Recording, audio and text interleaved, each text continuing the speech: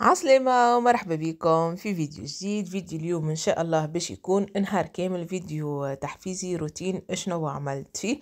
أما قبل كل شيء نحب نطمنكم عليا ونقول لكم اللي أنا الحمد لله لاباس، عملت العملية. صحيح تقلقت الأيامات الأولى، أما كي عاودت كلمت طبيب وزاد عطاني دواء آخر اتحسنت، قاعدة هاني قاعدة نتحسن. دونك البارح هكا بديت النجم ندور شوية هكا ويبدا واحد مش موجوع ومش متقلق. دونك صورت معاكم نهار كامل شنو عملت فيه من فطور صباح العشاء الليل بإذن الله باش نبارتاجيه معاكم الكل. نبدأ بفطور الصباح. هذايا الفلفل عملته معاكم قبل، تنحط لكم الفيديو في صندوق الوصف، يجي مع العظم حاجة روعة بالحق، روعة. تنحط لكم الفيديو في صندوق الوصف. خديت المقلة شوية زيت، حطيت شوية مكة الفلفل هذاك، فقصت عليه عظمة وشوية ملح هكا سيء يزي فيه البركة. انا هذايا مخي شنو قال لي افطر اليوم، احنا رانا ما عندناش فطور قار نفطروه كل صباح اوتوماتيكمون، لا كل نهار وقسمه وكل نهار واحد شنو يظهر له. دونك انا عملت العظم هذيك بالفلفل. رجلي قال لي اسمت لي كعبتين عظم هكا قاعدين يتصمتوا، وبالطبيعة فطور نور مالا تقوم تفطر للا نور. عملت لها البيبغون تاعها، حضرته خاطر هي مش كي تقوم اوتوماتيكمون تاكل، لا تقعد كي تطلب الماكلة انا وقتها نعطيها. دونك شنو نعمل مع فطورنا، نحضر لها البيبغون تاعها باش من بعد ديريكت نعطيها. كنسخن الماء نحطو، نحضر لها دوسة الحليب كاو هكاكا كي تحب نعطيها ديريكت. ديما رسمي نحضر البيبغون، حتى بيبغون نصف النهار والبعد نجم نحضرو من الصباح. باهي لهنا المقعد اللي كان باش نحط الفطور. هذايا كعبة العظم اللي عملتها بالفلفل معاكم، زدتها شويه زيت زيتون خاطر من الاول ما حطيتش برشا والفلفل هذايا جاي حار، دونك زدت شويه زيت زيتونه. هذايا الملاوي عملته من البارح، فضل من عشاء البارح. شوفوا قعد تري بني بالحق الملاوي ماكلة لا يعلى عليها. خذيت الخبز هذا مكعبتين العظم سي حضروا، وحطيت شوية غلة، الغلة الموجودة ما قسمتش ما حليت معناها ما قشرتش الغلة، حطيت كيف ما هي هكا كل واحد اللي يحب ياكل. وهكا كان فطورنا اللهم دمها نعمة وحوضها من الزوال. فطرت نور، بدت الحويجة بدت الهكوش هذاك ولا الروتين هذاك. ومن بعد نظمت لميت الطاولة، دخلت الكوجينة باش نعمل فيها دورة. بديت بك المعون هذاك متاع الفطور، رجعت الغلة خلينا كان كعبيت تمرك هاو، رجعت الغلة لبلاصتها، اللي فضل من المليوي كيف رجعته هاو. باش نعمل ندورة في الكوجينة، أول حاجة نعملها نفرغ ماكينة المعون، باش من بعد أي قطعة متاع معون تطيح تتمسخ معناها نستعملها نحطها في الماكينة باش هكيكا ديما تقعد الكوجينة نظيفة. دونك اول حاجه نفرغ الماكينه هكا. شفتوا الحوايج هذيكم متاع كيف قاعدين يستناو جوست نكمل. بديت بماكينه نور، حوايج نور، ومن بعد حطيت الماكينه هذيك اللي كنت تشوفوا فيها غاديك الحوايج محطوطين في القاعه. لاني هكا قاعده نكمل نفرغ في الماكينه. في الماعون نضيف حطيته في بلاصتو، والماعون هذاك اللي حركت فيه في فطور نصف النهار هاكا سيء شد. فطور الصباح سامحوني هاكا سيء شد بلاصتو. ما هو حاجه اخرى زادت لي في الروتين متاعي اللي هو فطور نصف نهار متاع نور سيء. اغلقنا ل4 شهور ديجا، فطينا معناها وصلت 4 شهور و10 ايام باش بديت نطيب لها. دونك لهنا هذه سفناريا للمرة الثانية تاكل.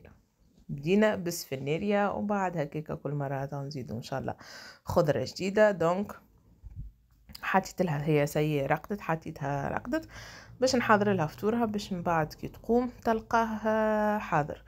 هكا بدي كما قلت لكم بديت بالسفناريا، يعني قصيتها هكاكا تريفات صغيره باش ما تبطاش في التطيب، وحطيتها الطيب. قاعده نخمم باش نشري لها الروبو هذيك اللي طيب بالبخار وفي نفس الوقت من الجهه الاخرى يرحي.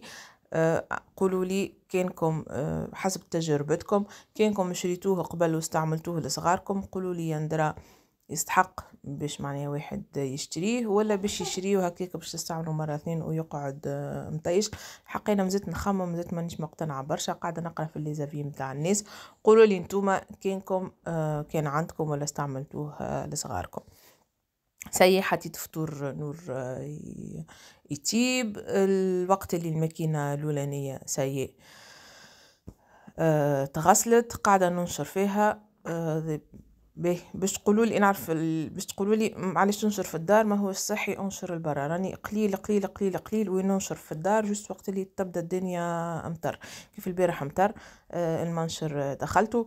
اليوم الحق نور كما قلت لكم راقده في البيت، ما نحبهاش تقوم خاطر كان باش نهز المنشر ونخرجه لبرا هي باش تفيق، وانا ماذا بيا نكمل حوسه الصابون قبل ما هي تفيق. دونك نشرت هكاك على بلاصتها، ما بطبيعتها البلاصه هذيك فيها هواء بالقدام، ما صافا ما يقلقش.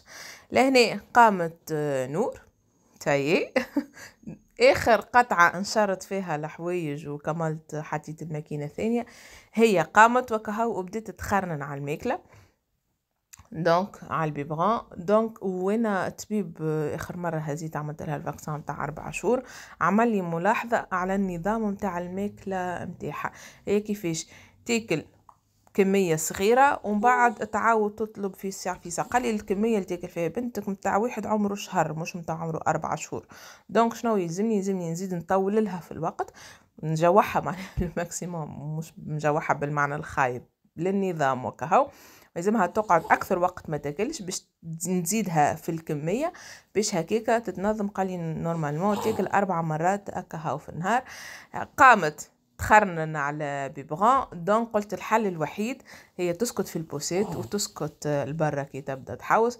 دونك الحل الوحيد خرجت عملت بها دورة هكيكا متاع 4 ساعة 4 دراج حدا الدار باش هكا عدينا شوية وقت وروحت ذوقتها اسفنيرة كما تعرفوا الايامات الاولى جوست ذواقة هكا هاو، ومن بعد اعطيتها البيبغون تاعها هكا هاو. كملت مع نور بدت لها الكوش، خليتها عاودت رقدت شويه ومن بعد خاطر الكوجينه لميتك الحوسه هذيك تاع الفطور دريك. طيب تحس بالحق قداش من قطعه معون وقداش حاصل. لميت الحوسه هذيك وباش نحط نفطر. عندي كسكسي في الفريجيدير بيت باش نجمره وباش نفطره.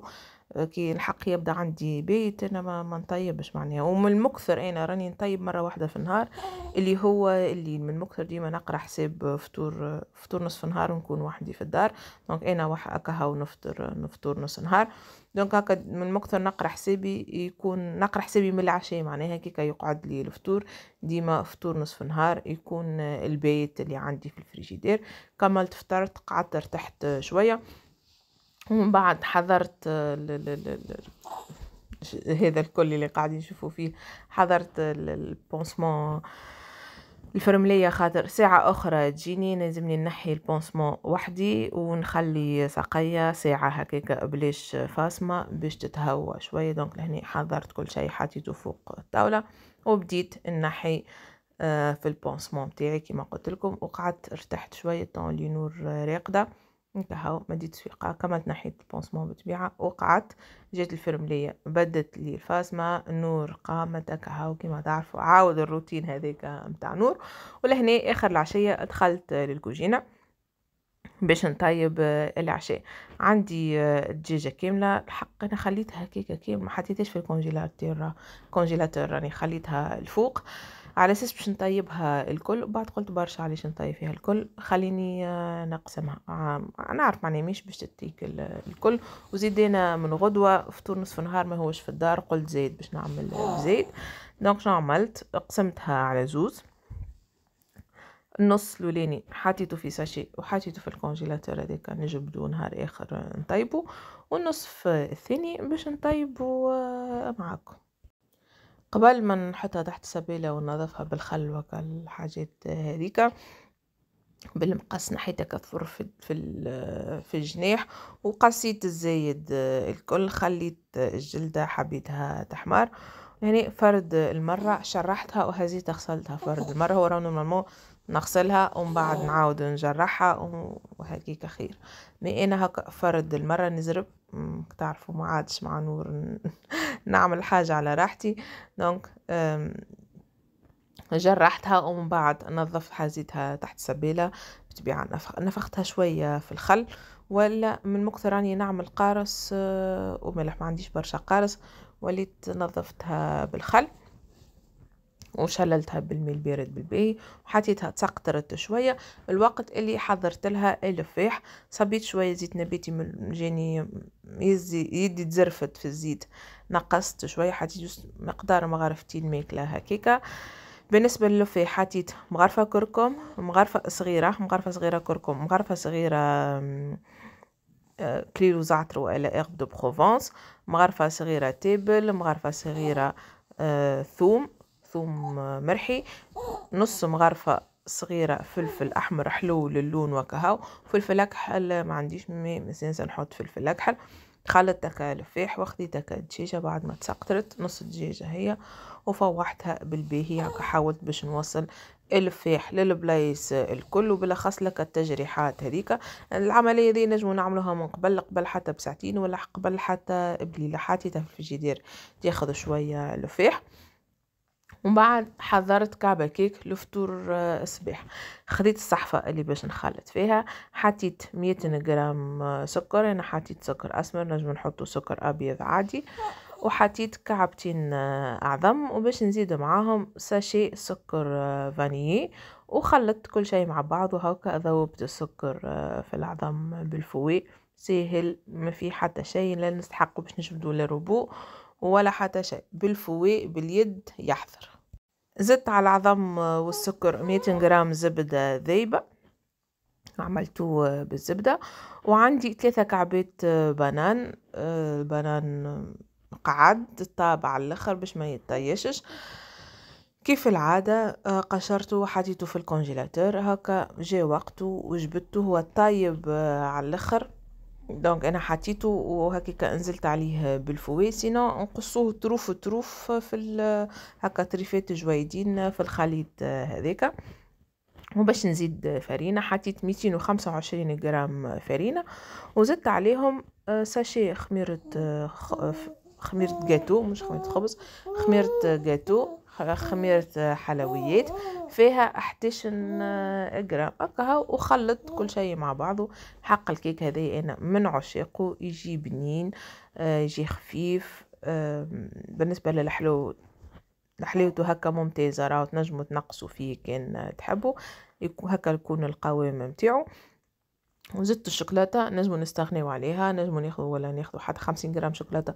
انا ما عنديش بيبي دي شوكولا، خديت 50 جرام شوكولاته ولا اكثر شويه، قصيتها هكيكه بسكينه وحطيتها. ما نخافوش ما تهبطش في القاع، راهو خاطر كما قاعدين نشوفوا الخليط يجي عاقد شويه، ولكن عنا بيبي دي شوكولا نحط ولا نجموا نستغنيو عليه الشوكولاته.